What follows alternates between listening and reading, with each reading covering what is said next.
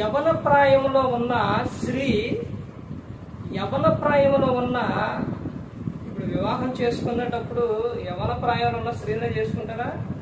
ఆ యవన ప్రాయంలో ఉన్న ఆమె యొక్క, అంటే ఆమె తరపున ఎవరు మాట్లాడేది, ఎవరు యుద్ధం చేసేది అంటే దేవుడు తండ్రినా, దేవుడు యెహోవా.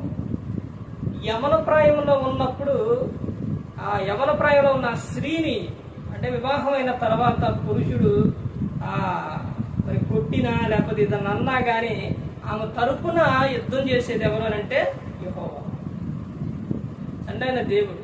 అలాగే ఆ యవన ప్రాయంలో ఉన్న స్త్రీ కన్నీటి ప్రార్థన చాలా శక్తి అనేది కనపడుతుంది, చాలా పవర్ అనేది కనపడుతుంది.